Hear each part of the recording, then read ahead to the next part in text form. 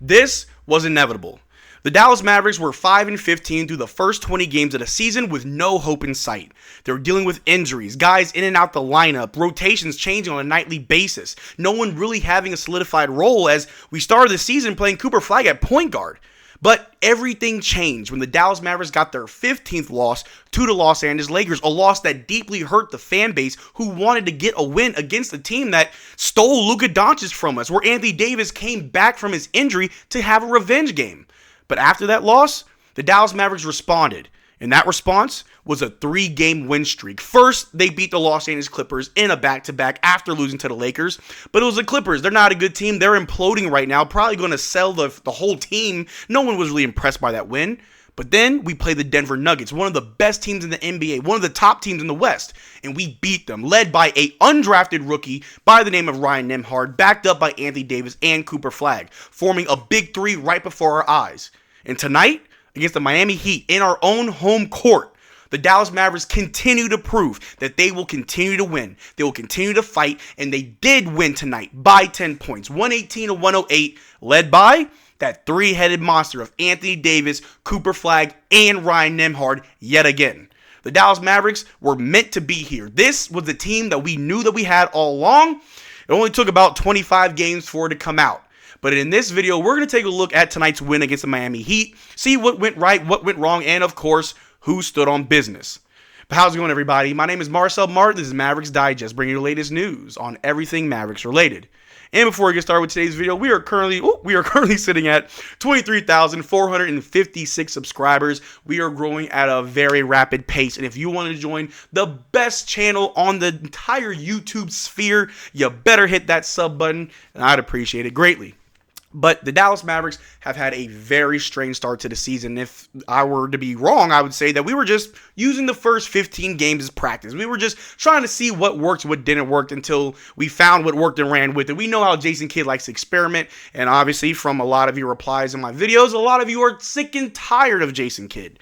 But it was inevitable for all of this to work out. The Dallas Mavericks are now on a 3-game win streak, the longest streak of the season so far. And yes, the first win against the Clippers, we should have won that game, and we did win that game, but we did win a win leading with Cooper Flagg as our number one option. And then the next game against the Denver Nuggets, a top 4 team in the West. And then tonight, the Miami Heat, the Dallas Mavericks are winning games. We are now in a winning position. We don't have a winning record, but we are winning games. And then from tonight's game, there was so much to love. There's so much to talk about that this video should have been like an hour long, but I'm going to keep it short for you guys. But in the first quarter, it was slow. That's kind of our MO. That's how we operate, unfortunately. We try to figure things out in the first quarter, try to see where we need to play, guys, what's the play, as you can't really scheme one way for every team. You have to be creative. But we still kept it close, and while I was live, I even said I'm not really that worried. We have been in the clutch in almost every single game this season, and somehow, some way, we always make it close, and recently we win. So I figured we were totally fine. It's not how you start, it's how you finish.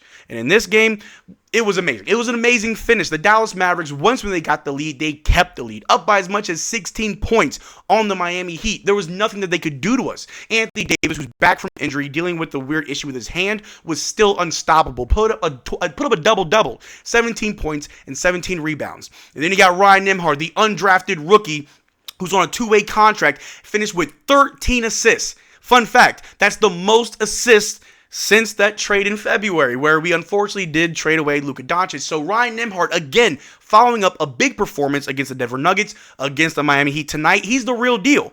And of course, Cooper Flagg, looking like the most clutch player on our team, came alive in the fourth quarter, who was amazing throughout the whole game, had amazing defense, amazing offense, and everybody else just fell in line, which resulted in a win, a much-needed win for the Dallas Mavericks.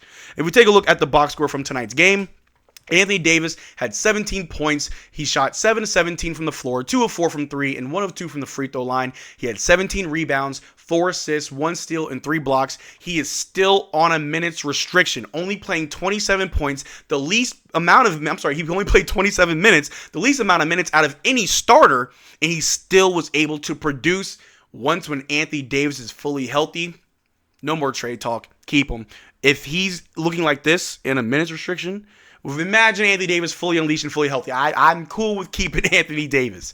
Najee Marshall playing alongside Anthony Davis, Cooper Flagg, Max Christie, and Ryan Hembhard still was able to be productive at 18 points, 8 of 12 from the floor, 2 of 4 from 3, had 5 rebounds, 4 assists, 2 steals, and a block.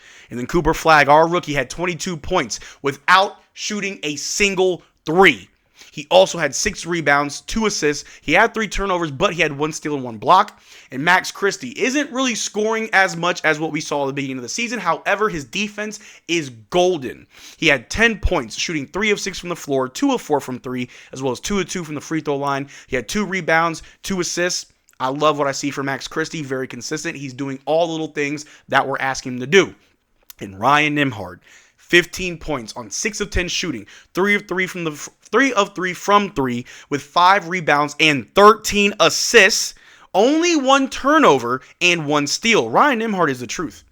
I don't know if there's something that we did illegally behind closed doors. Hopefully we don't get investigated like the Clippers, but the fact that the Dallas Mavericks were able to get Ryan Hembhard on a 2-way contract, undrafted, and he's doing this for us. Yeah, Ryan Hembhard is going to play every single game he's allowed to until he can't play any more games as a 2-way player. Not sure if he'll get converted this year, but in case there's any confusion, we own his rights. So even if we don't convert him by the end of the season, he ain't going nowhere. He's going to be a Maverick for a very long time. And we can't forget the bench. Dwight Powell played 6 very impactful minutes and had 1 rebound. Caleb Martin played 3 horrible minutes and had 1 rebound and 1 assist. We had Daniel Gafford unfortunately go down with ankle injury. He only had 2 points, 5 rebounds. And we had Klay Thompson still looking like the best player off the bench for us with 17 points, shooting 6 of 17 from the floor, 5 of 12 from 3, had 3 rebounds and 1 assist as well as 1 block. And D'Angelo Russell with a very good game tonight. I'm not upset with what I'm seeing from D'Lo. He had 10 points on 4 of 7 shooting from the floor, 2 of 4 from 3, had 3 rebounds and 2 assists.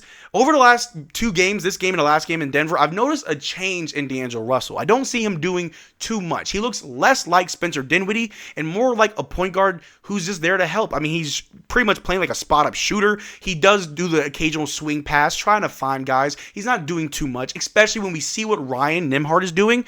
There's no need for someone else to try to match that level. No, play within yourself. Play within the game. Do what you need to do to win, but don't make it all about yourself.